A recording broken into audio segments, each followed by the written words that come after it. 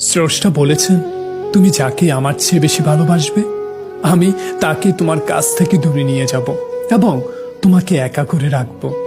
তিনি আরো বলেছেন, কখনো বলবে না আমি তাকে ছাড়া বাঁচবো না, তবে আমি তাকে ছাড়াই তোমাকে বাঁচাবো এবং পেছনের অনুগত সব আবেগ কেড়ে নিয়ে তোমাকে দিব্যি সামনে নিয়ে যাব।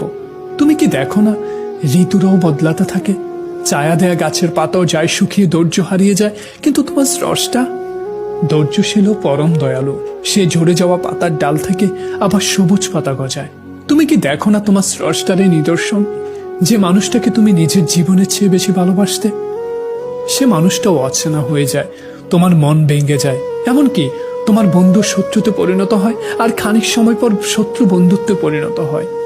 যে মানুষটাকে তুমি নিজের জীবনের অংশ ভাবতে, সেও প্রতারণা করে। তবে তুমি কেন স্রষ্টা বিমুখ হয়ে মানুষের উপর ভরসা করো?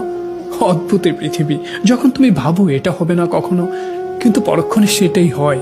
সেটাই হবার নয় কি? তুমি বলো আমি পড়বো না, অথচ তুমি পড়ো। তুমি বলো আমি বিস্মিত হব না, অথচ তুমি রোজ বিস্মিত হও।